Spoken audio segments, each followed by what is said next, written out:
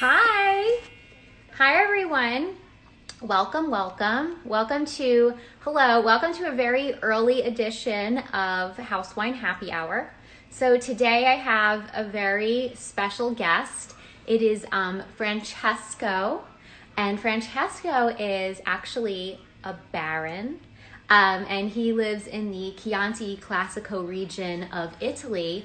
And today we're going to be trying some of his amazing wines, beautiful, amazing wines. So I'm really excited about that. I just have to find my old trusty, what is it called? My corkscrew. Oh, there it is. Oh my goodness. I spent literally half an hour looking for this. So embarrassing. But I'm going to go ahead and accept Francesco's call, and we're going to talk all about his beautiful wines.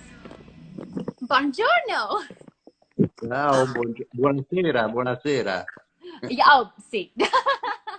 See. How are you, Amanda? Good. How are you? I'm good. You're in New York? Well, New Jersey, but not too far away from New York. Okay. How things are going over there? Well, I think they're getting better, right? There's Mm, only getting hopefully, better. always being positive. Yes. So,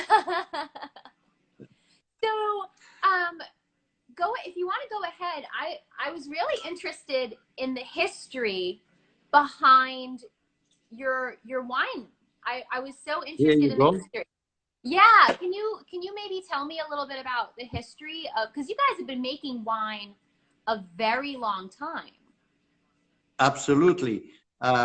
I mean, I'm the 32nd generation in Broglio. We are in Tuscany, between Florence and Siena. Very historical estate, Amanda. My family has been staying in this piece of land since the 12th century. And, you know, it was a very poor land, and nothing else than a little bit of wine and something else could be produced.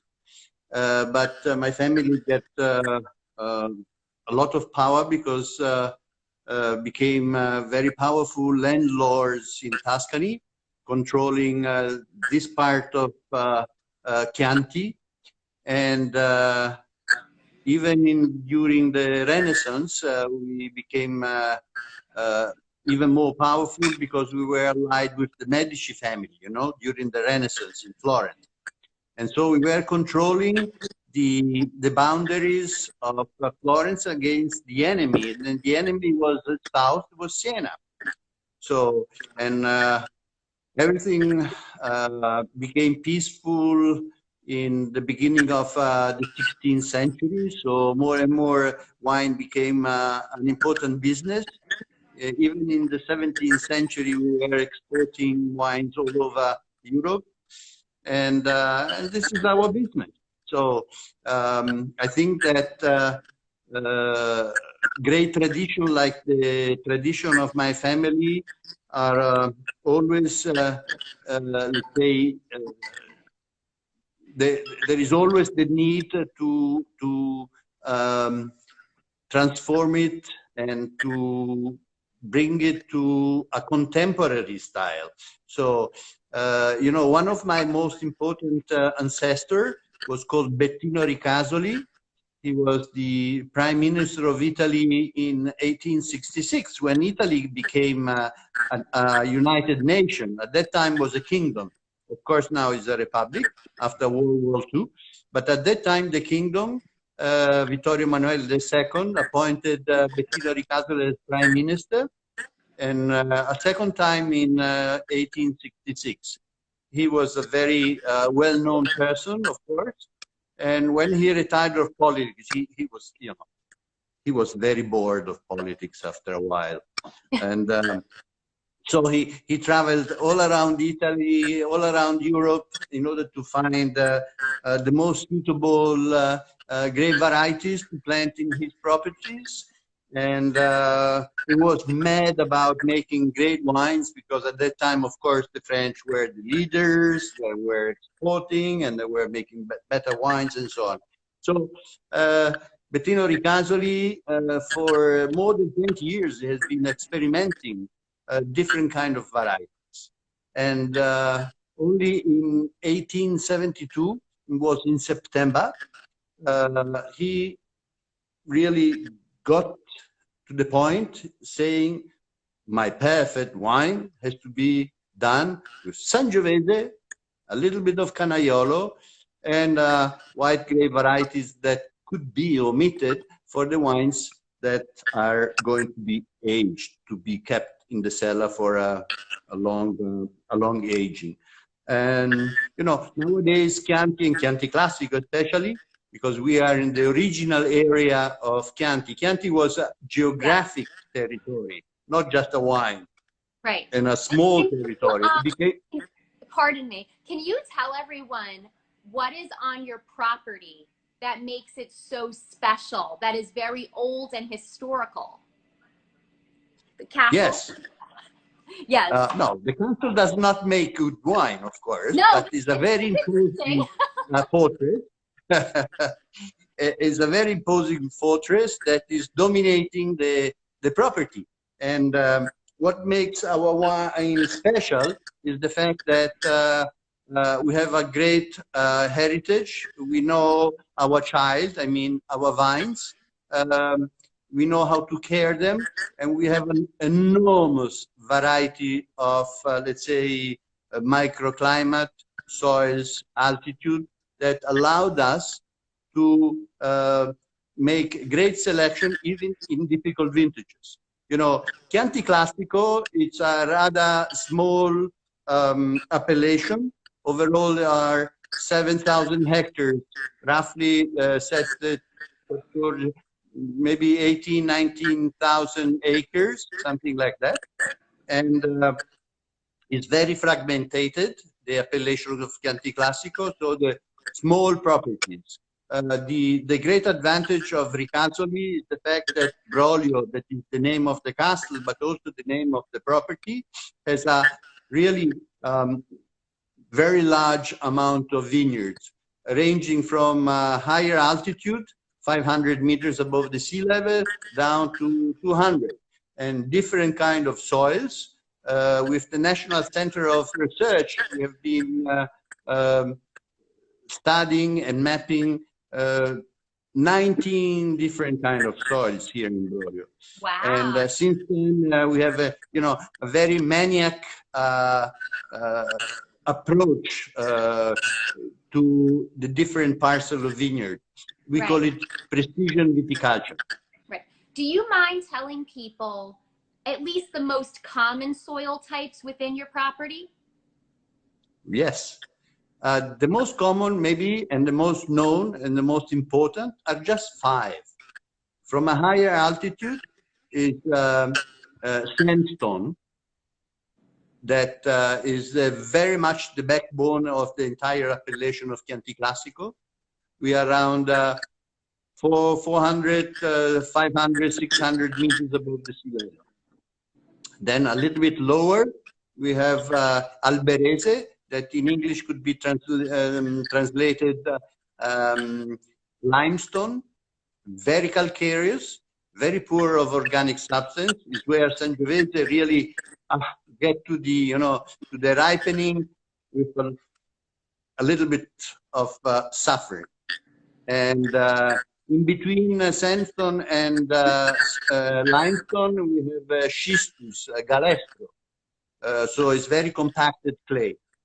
Then a little bit lower altitude, we have a quite rare soil that we call it marine deposit. Millions of years ago, there was the sea, and especially in that area, there were the beach. So you have pebbles, you have sand, and lower deepness clay. A quite rich soil. And then the last important soil maybe is, we call it fluvial terraces. We are in a small valley, and we have the pebbles, not because of the sea, but because of the river. Interesting. Maybe I talk too much, Amanda. So absolutely maybe not. Someone... No, I'm... You know what? Well, I'm here is listening already to 9:30. I have already been opening Broglio and already, enjoying this beautiful As you should, as Broglio you Fiorentino. absolutely should. Well, you know what? Why don't we, okay, so we talked about the history, we've talked about the soil. What are some of the important techniques for the winemaking that you like to make sure happens vintage after vintage? Amanda, this is a very good question. At the end, you have to forget technique because you give it for granted that a winemaker knows what he has to do. So wine is made in the vineyard, it's not made in the cellar. So what we do is to really study carefully every parcel of vineyard. We do more than 200 separate vinification. And in order to keep the character of the original Sangiovese that is planted, let's say, on limestone, on sandstone, or on the schistous and so on. And then we observe the characteristic of this wine, how it develops and how it can be blended or kept by itself. So secret is to be a little bit maniac for detail, because if you only think that when you plant a vine until you drink this wine from the glass, you have thousands of steps.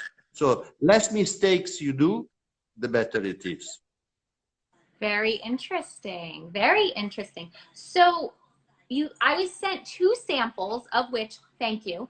I have the Reserva from 2016, and then I also have the 2017 DOCG Chianti Classico. Now, what are some of the key differences between these 2 wines?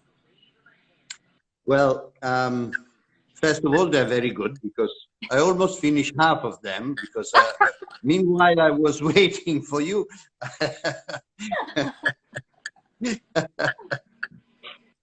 So, but without joking, of course, Broglio is what a French would call le petit vin, the wine that is made every vintage. And in this case, we have the 17, correct, 17 vintage. Here in Italy, we start already to ship 18.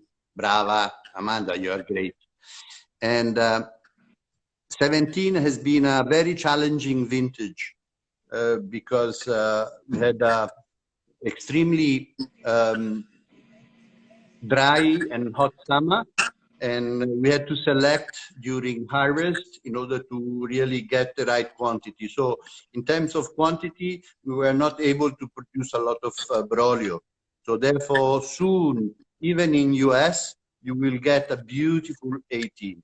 This doesn't mean that the 17 vintage is not good, because we are very selective, as I told you, and you get all the characteristics of Sangiovese. Here is mainly Sangiovese, 80-85% Sangiovese. We use a little bit of Merlot, but it's not important.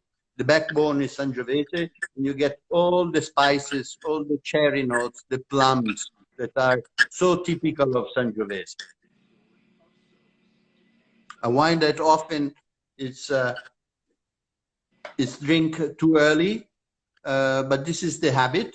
But they're nicely surprised if you keep it for 5, 7, 8 years more, because it's a lovely wine, and it goes for sure with food. Whatever food that has a little bit of fat content, from meatballs, from nice pasta, even a steak or burger.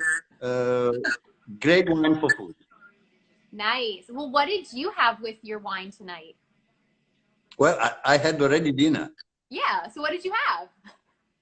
Well, I had a pizza with my daughter and his fiancée and her fiancé. And then we had a terrine of rabbit. Oh. Lovely. Some cheese. That's it. Delicious. Yeah, lovely, fantastic. Fantastic. Now, okay, so the Chianti Classico wine, what kind of notes and aromas and flavors, what can someone expect when they buy this wine? Expect a wine. I was trying to read if there were some. There's Gregorian wine, Astu Sangiovese, so versatile. That's perfect answer. I mean, Sangiovese, when it's well made, it's a wine that can go well with a lot of dishes, from cheeses to meat, from ham, even a sandwich, a pasta with meat sauce. What you expect is a wine that has a good tannic side, nice acidity, no residual sugar. So it's a wine that is very, very healthy. Yeah, I only ask that because maybe not everyone has had Sangiovese, or at least in the United States, or maybe they haven't had Chianti Classico. So that's why I asked that question, just so people kind of knew what to expect. I was making a little bit of amends on my, sorry. It's, you have to know, Amanda, that there are more than 120 different biotypes of Sangiovese. So if an American consumer is looking for Sangiovese, they have to know what to buy, because they're very inexpensive and diluted Sangiovese, and they are the most extracted and powerful Sangiovese that are produced in central Italy. Sangiovese is one of the most important grape varieties that is planted from Emilia-Romagna down to Lazio, so central Italy. And there are so many different varieties. So you have to rely on the reliable appellations, such as Chianti Classico, Brunello di Montalcino, and few others. And of course, from producers that have the reputation of being committed year after year to release great quality. Very good. That answers the question. So consumers should make sure they look out for Chianti Classico and Brunello di Montalcino, basically, for good quality. I mean, if you look for, I mean, there are great Sangiovese. It's difficult, you know, to be selective, but even in Nobile di Montepulciano, there are great Sangiovese. But just purchasing a bottle of Brunello di Montalcino, you're not assured that you're getting, you know, the right Sangiovese. So you have to rely on the producer name. Okay. That for sure. So everybody, this is the producer you want to buy. Yeah, Now, and this is the Riserva. Let me tell you something, Amanda. Yeah. This is Brolio. I know it's all the way around, Mm-hmm. but it's 16. And 16 is a magical vintage.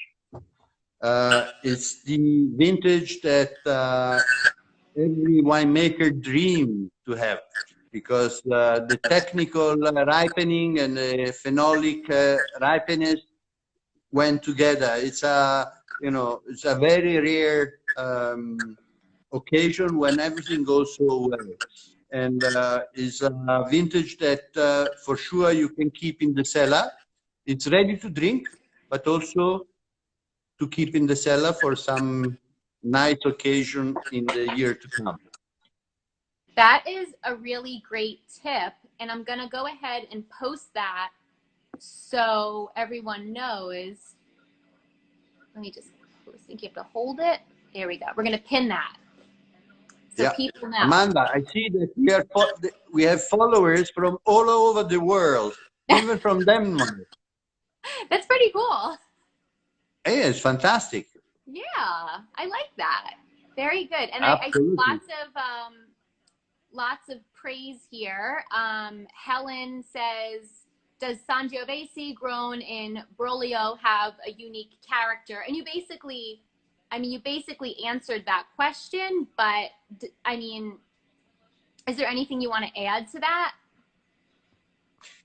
Well, we are maniac for quality, Right. maniac on preserving the original character of Sangiovese from a specific vineyard. What we have been doing lately is not just doing the Broglio and the Riserva. You know, the appellation Chianti Classico has three different categories. Uh, the regular, that is Broglio, we call it in Italian Annata, the one that is released at least minimum 1 year after the harvest. Then there is the Riserva, 24 months. And then there is Gran Selezione. Gran Selezione is the pinnacle of, should be the pinnacle of the quality of Chianti Classico. And what we have been doing because of these researchers in the different zone, in different areas, was to really understand and preserve the character of certain vineyards planted with Sangiovese, but on different soils. And so 2 years ago, we released 3 new single vineyard pure Sangiovese that are planted on different soil. This is something very innovative for the region and for the appellation. And it's very much the future because fine-tuning in preserving the character of very elegant Sangiovese and very unique Sangiovese, it's something that is quite rare. You have to know that Sangiovese is so sensitive that can change its style even if it's planted on a distance of 50 meters from the other. So this is, and you need years, I would say decades, to understand and to preserve these characters. So it would seem you're a bit of a scientist as well. Yes, absolutely. I think it's not myself, but it's a teamwork. In our DNA, it's very much you know, the what is next. You know, never being happy of what we do. What is the next hot thing? What is the next you know, step? And you cannot forget that my ancestor, Bettino Ricasoli, was really the one that created the blend of Chianti Classico in 1872. He was really stating what Chianti Classico had to be. So I think we still have in our DNA the will and the need and the wish to go further and to do better. It's always at the end now a matter of fine-tuning. Right, right. That's really great. Now, right now on Instagram, you have a video series. Do you want to talk about that video series that you have? Because I watched a few episodes and I'm like, this is lovely. This is very enjoyable, very nicely done. Yes. You know, because of this pandemic, we cannot travel anymore. Every winemaker is used to go everywhere, travel all the time. And now we are at home, and you have to know also that Broglio, Castello di Broglio, is a destination. We are a little bit in the middle of nowhere, but every year in summer we have really thousands of visitors that are coming. And this year, nobody is here. Yeah. And so the idea was to bring Broglio to them. And this was the idea behind making these short videos and, you know, pills of Broglio, something that everybody could watch at home. And we call it Made in Broglio, because everything is made in Broglio, is made by us, is made by our people, by myself, and no one from outside the winery is involved. And the idea is really to show something behind the scene also, because normally you don't see these kind of things. Right. And three three times a week we post on Instagram, on Twitter, on YouTube, on Facebook, these short videos. Just before connecting you on Ricasoli 1141 Instagram, I posted the last two in Italian and in English, two short videos. And Yeah. it's fun. You know, my previous life, I was a photographer. Yes, I saw that, and you had quite the portfolio. Very, very, But now it's very everything high is different. profile. Yeah. You shot I had fun. barilla. You did barilla pasta, right? Sorry? You did barilla, the pasta, right? You shot for Yes, both. also. Yeah. Absolutely. Absolutely. I And had a lot of, I was doing mostly still life, actually, yeah. yes. And Valentino? Was it Valentino? Also, Valentino, Covery, I don't remember. I mean, it's many. Shoes, Being so a lot of. modest. Oh no, no. That is great though. Yeah, I think Yeah. if anyone has any interest in seeing more about Briolio and what he's doing there and what his vineyards look like and his cellar, I saw the video on the cellar. Definitely check those videos out. They're really well done. I mean, considering everything going on, it's just him and his, you know, his not co-workers, him and his staff. And it's just a really nice video. And I see all these lovely positive comments and positive feedback in the comments area. And that's just lovely to see. Everyone's a really big fan of it. Oh, people are hoping Yes. that. On Instagram, we have Ricasoli 1141. And then my private, that is not so private anymore, account that is Francesco Ricasoli, all one line. And you see some nice pictures, some nice insight of the winery, the castle, the history, the wines, and everything. Yeah.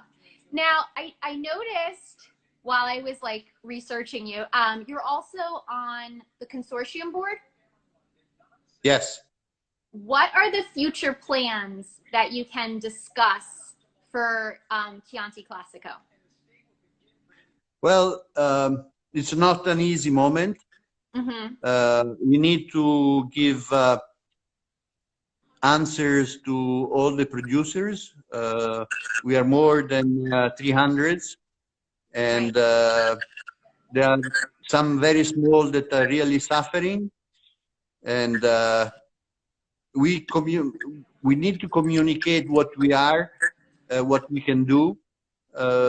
Unfortunately, you know, on the TV, we hear a lot of billions that the Italian government is going to use for the market, for the companies, and for the population, but we never see this money. And so at the end, we have to manage by ourselves. It's going to be a recession, and it's a recession that will last for quite a bit of time. And who knows what is going to happen.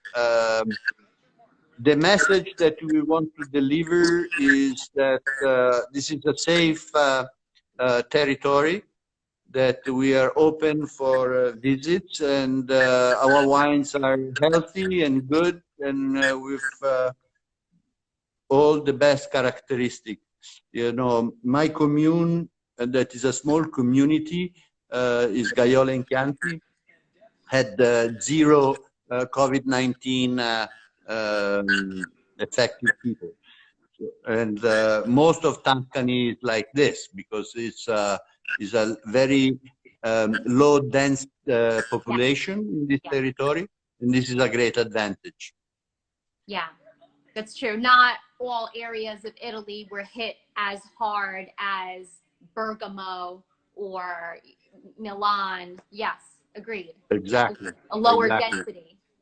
Yeah. So, although these territory are depending on hospitality, tourism, and so on, and this is, of course, something that is lost forever, at least this season. It's gone. And most of the small businesses are based on tourism. And this is really a tragedy. Yeah. If you only think also to the restaurant, that is a component, a very important component of not only economic, but also social and culture heritage of this nation. It's devastated. We'll see. We have a restaurant, it's called Osteria di Broglio, and we will reopen June 1st. We open because we want to keep the people and the business going on. I doubt how many customers will be there, but it's a message. We feel positive, and we want to keep the community alive. Yeah. That's great and really inspiring for so many people. Yeah. It's important. Yeah. So, you know what? I think the best way American consumers can support the producers of Chianti Classico is to buy Chianti Classico, right? Exactly. Yep. By the great Chianti Classico, trust the good brands and enjoy this wine with food. Absolutely. Couldn't agree more. Okay, before I let Francesco go to bed, because it is a little bit late by him, does anyone have any questions really quick? And then if not, we will let Francesco carry on with his evening. We agree. I'm very happy to answer to whatever question. Yeah. Anyone have any questions? We'll give it like a minute or so. If not, okay. Francesco will. Amanda, how often you're doing this kind of live? It was once a week, but this week I added a special one on just for you. Okay. So cheers, Amanda, cheers. Cheers, Francesco. Cheers.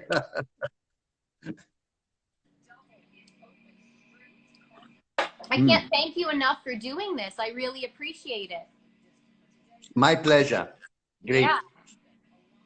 I had a lot of fun learning about Briolio and the history, as well as how focused and driven you guys are to research and experiment and to make the best possible Chianti Classico in the region, and also be spearheaders and really make change and drive the market. It's really amazing. We never stop to improve. Yes. And this is the place where hopefully you can, you and your guest, our guest of tonight, can enjoy a visit in Broglio soon or later. Yes, absolutely. When is your next release in the US? That is the 2018. He mentioned that in the beginning of the video. So that will be coming to the US very soon. Yes, quite soon, because 17 is a short vintage, because we had to select very much, and therefore to keep the quality at our standards, we had to reduce the volume and to make a great selection. 18 is majestic, and trust Broglio, because what we deliver is always committed to quality. Yes, definitely. Thank you so much. Enjoy the rest of your evening. Thank you, Amanda. Take care, and hope to see you in New Jersey or New York. Yeah, or maybe Italy. Who knows? Absolutely, absolutely. You're right. Great. Bye. Have a good evening. Cheers. Ciao. Ciao. Ciao. Take care. Take care. Bye. All the best. Bye. Isn't he delightful? Isn't he the sweetest? I can tell like the passion he has. He is just hell bent on making the best Chianti Classico ever. So thank you to Gregory and Vine for coordinating this meeting of the minds and allowing me the opportunity to talk with Francesco and to really get to know him and to know his wines a little bit better.